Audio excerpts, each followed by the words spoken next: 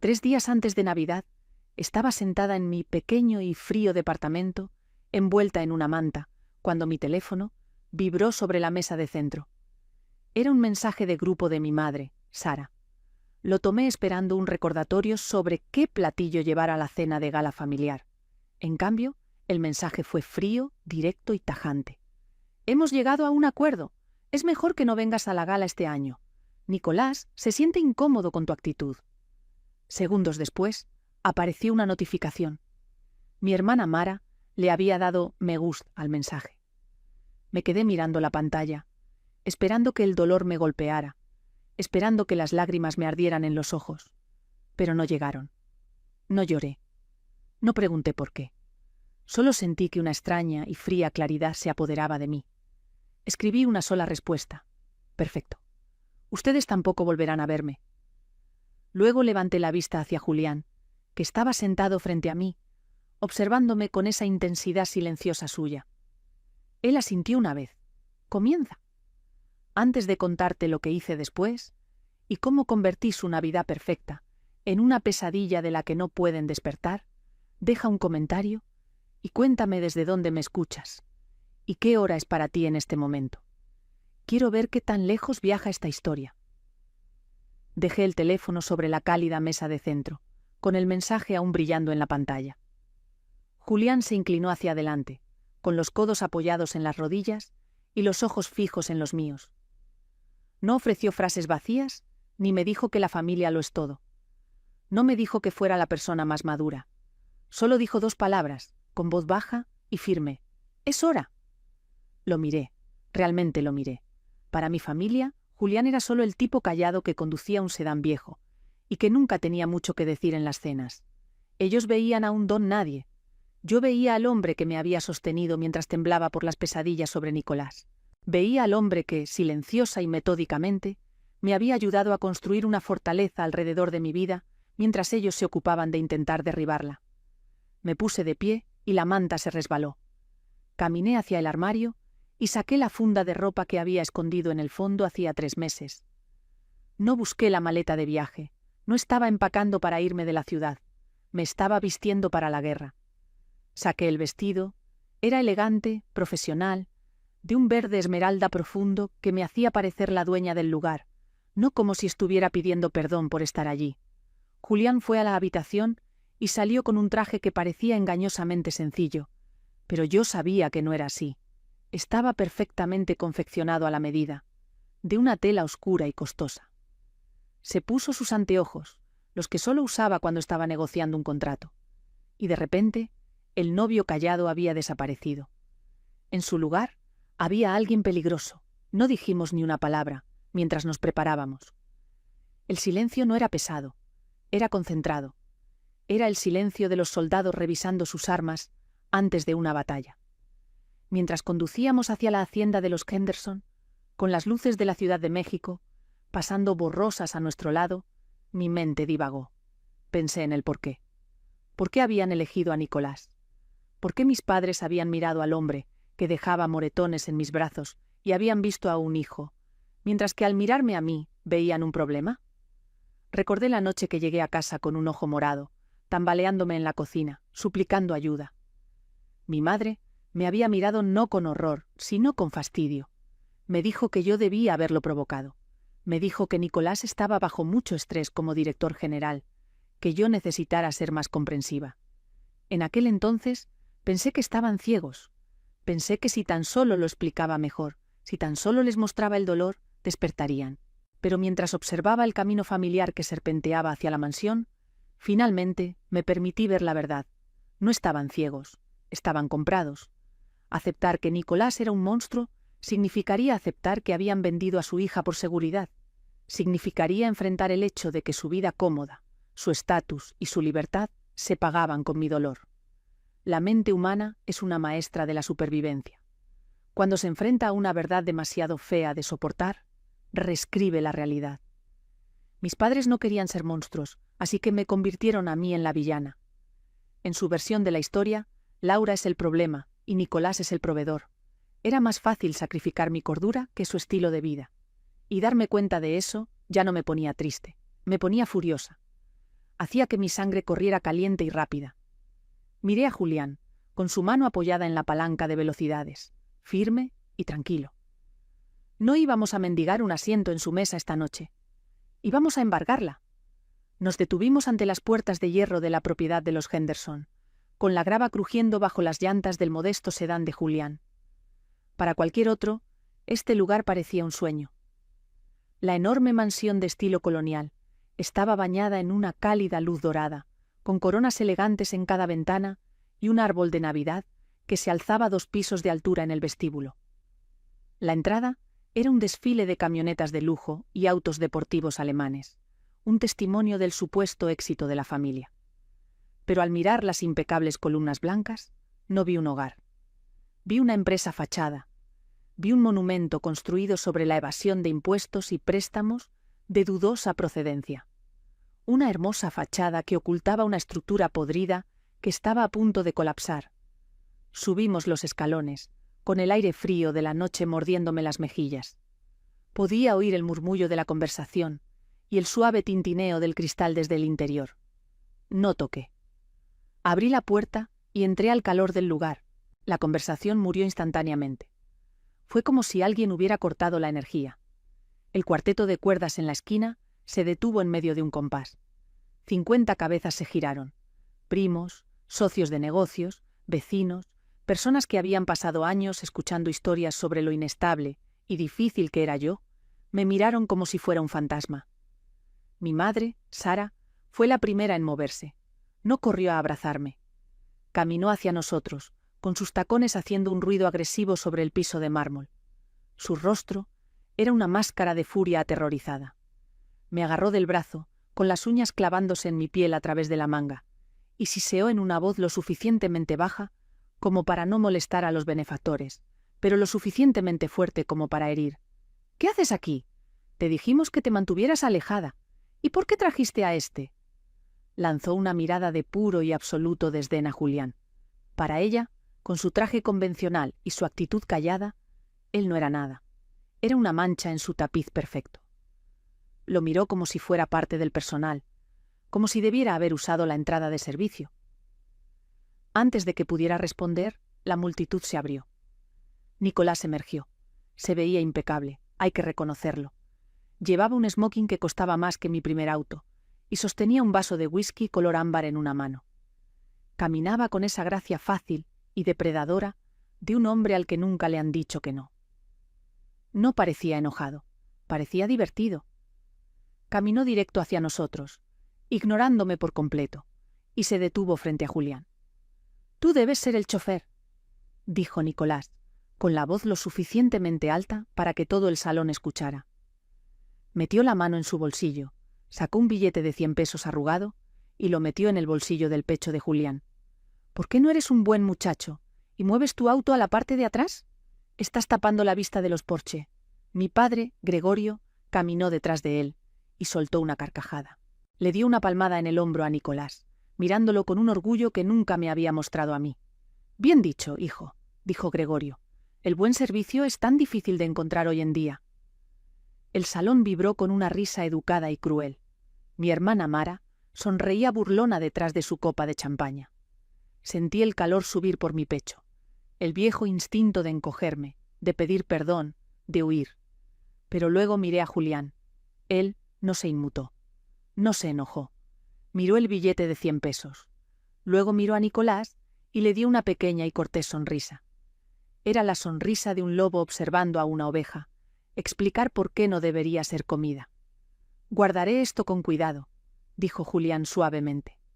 Mi madre nos condujo hacia una mesa en una esquina, lejos del centro del salón, tratándonos como una mancha vergonzosa que no podía limpiar. Pensó que nos estaba poniendo en nuestro lugar. No se dio cuenta de que se estaba encerrando en una jaula, con las únicas personas que tenían la llave. Pensaban que eran la realeza presidiendo su corte. No sabían que ya eran súbditos en un reino que había sido conquistado ayer por la mañana. Se sirvió la cena. Meseros con guantes blancos se movían como fantasmas, colocando platos de filete miñón frente a personas que habían vendido sus almas para pagarlo. Yo no comí. Observé. Vi a mi padre, Gregorio, ponerse de pie y golpear una cuchara de plata contra su copa de cristal. El sonido agudo cortó el murmullo del salón. La conversación murió. Miró a su alrededor, como un rey examinando un reino que ya se estaba quemando. Solo que él aún no podía oler el humo. Levantó su copa hacia Nicolás, hacia el hombre del momento. —¡Por Nicolás! —tronó Gregorio, con la voz cargada de un orgullo no merecido. —El hijo que nunca tuve. Hizo una pausa para esperar la risa educada que siguió. Fue obediente y hueca. Luego sus ojos me encontraron en la esquina del fondo. No tenían amor, tenían un desafío. —Ya saben —continuó, bajando la voz a un susurro teatral—, en esta vida, algunos hijos nos agotan, toman y toman hasta que no queda nada, y otros nos sostienen, dan la cara, nos salvan. Somos bendecidos, verdaderamente bendecidos, de tener a Nicolás al mando de este barco. El aplauso fue estruendoso. Nicolás no se veía humilde. Parecía un gato que acababa de tragarse a un canario y estaba esperando el postre. Se reclinó, con un brazo apoyado en el respaldo de su silla, disfrutándolo. Le sonrió a mi padre, una sonrisa conspiradora que decía: «Somos los dueños de este mundo». Pensó que había ganado. Pensó que esta adoración pública era el último clavo en mi ataúd. Pensó que yo me encogería, avergonzada por la comparación, aplastada por el peso de su desaprobación, pero no me estaba encogiendo, estaba calculando. Recordé cada vez que mi padre nos había comparado. ¿Por qué no puedes ser más como Nicolás? Nicolás sabe cómo tratar a la gente. Nicolás es un líder. Habían adorado la mano que me golpeaba porque también los alimentaba. Habían canjeado mi seguridad por su silencio. Me rompieron entonces, arrebatándome la voz pieza por pieza. Pero esta noche la encontré de nuevo, y era más afilada que el acero. Me puse de pie. Mi silla raspó ruidosamente contra el piso de mármol. El sonido cortó el aplauso como un disparo. Las cabezas se giraron, los ojos de mi madre se abrieron en advertencia, su boca formando un silencioso «siéntate». No me senté. Proyecté mi voz hasta el fondo del salón. «¿Es el Salvador porque pagó tus deudas, papá?», pregunté. Mi tono era informal, mortalmente tranquilo. ¿O es el Salvador porque sabe lo del fraude fiscal? El silencio que siguió fue pesado, sofocante. Era el sonido de 100 personas conteniendo la respiración al mismo tiempo. El rostro de mi padre pasó de ruborizado a pálido en un instante. La copa de vino en su mano tembló, enviando una onda de líquido rojo peligrosamente cerca del borde. Entonces comenzó la manipulación. Fue casi impresionante lo rápido que cambiaron de táctica. Era un reflejo, un mecanismo de defensa perfeccionado durante décadas. Mi madre se puso de pie, tirando su servilleta al suelo. «Está inestable», gritó Sara, con la voz aguda por el pánico. Se giró hacia los invitados, agitando las manos, suplicándoles que me ignoraran. «Por esto no la invitamos. Está teniendo una crisis. Se está imaginando cosas». Mi hermana Mara intervino, burlándose desde el otro lado del salón. «Dios, Laura, te estás dejando en ridículo. Siéntate o lárgate. Lo estás arruinando todo». Eran buenos en esto. Durante años me habían hecho cuestionar mi propia realidad. Me habían hecho pensar que los moretones eran mi culpa, que los insultos eran bromas, que el descuido era amor. Pero ya no les creía su versión de la realidad. Yo tenía las pruebas. Nicolás se puso de pie. Ya no parecía divertido. La máscara del hijo benevolente se resbaló, revelando al depredador debajo. Caminó hacia nuestra mesa, con movimientos lentos y deliberados. Estaba tratando de intimidarme. Estaba tratando de hacerme sentir pequeña. «Estás haciendo un espectáculo, Laura», dijo Nicolás, con voz baja y peligrosa. Se detuvo a unos pasos, cerniéndose sobre mí, bloqueando la luz. «Tal vez necesites otra lección de respeto. Tal vez necesites que se te recuerde tu lugar». Levantó una mano. Fue sutil, solo un leve movimiento en su hombro. Pero yo sabía lo que significaba. Conocía el peso de esa mano, conocía el dolor que prometía. Pero olvidó una cosa. Yo ya no estaba sola en la oscuridad. Nicolás chasqueó los dedos. Un sonido agudo y autoritario que resonó en el silencio. 2 guardias de seguridad, hombres corpulentos en trajes mal ajustados, que habían estado merodeando por la entrada, dieron un paso al frente. Sáquenlos, ordenó Nicolás, sin siquiera mirarlos, con los ojos fijos en mí con esa mirada fría y muerta. Y si se resiste, arrástrenla. Ese fue el momento en que el ambiente en el salón cambió. No fui yo quien se movió, fue Julián. No se lanzó sobre nadie, no gritó. Simplemente se interpuso entre Nicolás y yo. Fue un movimiento fluido y practicado, como una puerta cerrándose de golpe ante una corriente de aire. Metió la mano en el bolsillo de su saco, el mismo bolsillo donde Nicolás había metido el billete de 100 pesos, y sacó un par de anteojos de armazón delgado. Se los puso. Fue un gesto pequeño, pero la transformación fue absoluta. El chofer callado y sumiso se desvaneció. En su lugar estaba un hombre que parecía que podía comprar y vender a todos en este salón antes del desayuno.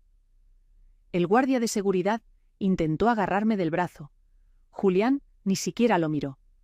Solo levantó una mano, con la palma hacia afuera, sin girar la cabeza. «Tócala», dijo Julián, con la voz bajando una octava, suave y pesada como el plomo. «Y estarás enfrentando cargos por agresión antes de que se cobre tu próxima quincena. Suponiendo, por supuesto, que los cheques no reboten». El guardia se congeló. Nicolás parpadeó, su mueca flaqueando por una fracción de segundo. «¿Quién te crees que eres?», escupió Nicolás. «Eres el servicio. Conoce tu lugar». «¿Mi lugar?». Julián sonrió. No fue una sonrisa amable. Era la sonrisa de un tiburón en un estanque lleno de peces de colores. Abrió el maletín de cuero que había pasado desapercibido. «No soy su chofer», dijo Julián, con una pronunciación nítida que cortaba el aire. «Soy Julián Vance, socio principal de Sterling & Vance. Nos especializamos en liquidación corporativa de alto riesgo y adquisición de activos en problemas». Un jadeo recorrió el salón. Incluso los primos del fondo conocían ese nombre. Sterling & Vance no manejaban multas de tránsito, desmantelaban corporaciones. Nicolás se quedó mirando la tarjeta, su rostro perdiendo el color. «Y ahora mismo», continuó Julián, «actúo como representante legal de la única acreedora preferente de la propiedad en la que se encuentran actualmente». «¿Acreedora?», balbuceó mi padre, levantándose tan rápido que su silla se volcó. «¿De qué estás hablando? Yo soy el dueño de esta casa. Yo construí esta hacienda». «No, papá», dije. Busqué en mi bolso y saqué el expediente, la gruesa carpeta roja que había llevado conmigo como un escudo. La arrojé sobre la mesa. Cayó con un golpe pesado y satisfactorio justo al lado del plato principal. «No eres el dueño, la ocultaste». Miré a los invitados, alzando la voz para que cada benefactor y vecino pudiera escuchar. Mis padres crearon una empresa fachada, una sociedad de responsabilidad limitada, para ocultar esta mansión ante el Servicio de Administración Tributaria. Pensaron que eran listos, pero para mantener este estilo de vida, para seguir comprando los autos y dando estas fiestas, necesitaban efectivo, así que aceptaron préstamos bajo la mesa con intereses altísimos y abusivos. Miré a Nicolás. Préstamos que él les consiguió. Nicolás parecía que iba a vomitar. Sabía exactamente qué había en esa carpeta. «Dejaron de pagar hace 3 meses», dije con voz firme y fría. El banco estaba a punto de ejecutar la garantía discretamente. No querían el escándalo. Así que ayer por la mañana hice una llamada. «Compré el pagaré, compré la deuda». «No puedes hacer eso», susurró mi madre con las manos temblando. «No tienes esa cantidad de dinero». «Ahora sí», dije. Y como firmaron un contrato de préstamo comercial para su pequeña empresa fachada, aceptaron una cláusula de ejecución inmediata. Señalé el documento arriba de la pila. «¿Sabes qué significa eso, Gregorio? Significa que renunciaste a tu derecho a un juicio. Significa que en el segundo en que fallaste en un pago, el prestamista, o sea yo, podía incautar los activos sin un juez, sin una audiencia y sin previo aviso». Me incliné sobre la mesa, apoyando las manos sobre la madera, mirando a mi padre directamente a los ojos. «Soy dueña de la deuda, soy dueña de la sociedad, y soy dueña de la silla en la que estás sentado». Nicolás se rió. No fue una risa nerviosa. Fue un sonido húmedo y feo que burbujeó desde su pecho, rompiendo la tensión en el salón como un plato roto. Sacudió la cabeza, mirando el expediente que yo había arrojado, y luego me miró con una sonrisa de lástima. No estaba vencido, apenas estaba comenzando. «Eso es muy astuto, Laura», dijo Nicolás tomando su whisky de nuevo. Dio un sorbo lento, sin quitarme la vista de encima. Comprar la deuda, incautar la empresa, muy dramático. Pero lo olvidaste una cosa. Olvidaste por qué tus padres me dejaron entrar por esa puerta en primer lugar. Metió la mano en su saco de smoking. Por un segundo, todos en el salón se estremecieron, esperando un arma, pero solo sacó una memoria USB. La sostuvo en alto, dejando que atrapara la luz del candelabro. Nicolás se acercó, con voz baja pero audible. «Échanos, y envío esta memoria al SAT, a la Fiscalía y a todos los noticieros del país». Mi madre sollozó. Mi padre se quedó petrificado. «Tus padres no solo ocultaron la casa», continuó él. «Ocultaron millones de pesos en ingresos, lavado de dinero, fraude electrónico y evasión fiscal. Mara firmó los cheques. Si yo caigo, todos ellos van a una prisión federal». Se acercó más. «Así que llaman a la policía, échanos». «Pero no, serás la hija que puso a sus padres tras las rejas». El salón quedó en silencio. Mis padres me miraron, suplicantes. Yo sonreí. ¿Contaba con eso? Nicolás frunció el ceño. «Necesitaba que me amenazaras en voz alta, frente a testigos para que admitieras que estás extorsionando a mi familia». Asentí hacia Julián. Él sacó un documento con cubiertas azules. «Documento 2. El testamento de Leonor Henderson». «Ella murió en la quiebra», tartamudeó mi padre. «No», dije, «murió siendo inteligente». Julián leyó. «Un patrimonio de 100 millones de pesos, colocado en un fideicomiso de protección. Se libera únicamente ante la prueba irrefutable de que la familia inmediata de Laura conspiró para extorsionarla o ponerla en peligro por beneficio económico». Nicolás se quedó inmóvil. «Mi abuela no me dejó pobre», dije. «Me dejó una trampa». Señalé la luz roja que parpadeaba en la solapa de Julián. «Hemos estado grabando desde que entramos. Acabas de confesar fraude fiscal y extorsión». Me acerqué más. «No me ganaste la partida. Acabas de desbloquear mi herencia». Su rostro se desmoronó. «Ahora puedo arreglar el problema con los impuestos», añadí. «O dejar que todos ustedes se pudran». Mi madre corrió hacia mí, desesperada. «Lo hicimos para proteger a la familia. Ahora tienes el dinero. Podemos arreglar esto». La miré con calma. «No protegieron a la familia. Protegieron su comodidad. Me vendieron por un poco de paz». Me giré hacia la seguridad. «Soy dueña de la empresa que les paga. Estas personas son invasores. Sáquenlos». Julián asintió. Los guardias se movieron. Nicolás se lanzó hacia mí. Julián lo tomó de la muñeca y lo dejó de rodillas. «Sáquenlos, ya». Fueron arrastrados hacia la nieve, vestidos para una fiesta que se había terminado para siempre. «¡Feliz Navidad!», dije, y cerré la puerta. La mansión quedó en silencio, limpia, vacía. Julián exhaló. «¿Así que ahora eres dueña de una mansión?». «No», dije arrojando mi vieja foto al fuego. «Soy dueña de mi libertad». Más tarde abrí mi correo. Ya tenía copias de todos los registros. Julián vaciló. «Ya ganaste, no tienes que hacerlo». «Ganar no es escapar», dije. «Es evitar que vuelvan a hacer esto». Hice clic en enviar. Luego volvimos a casa, a un pequeño departamento cálido, con dinero honrado. Mi herencia no fueron 100 millones de pesos.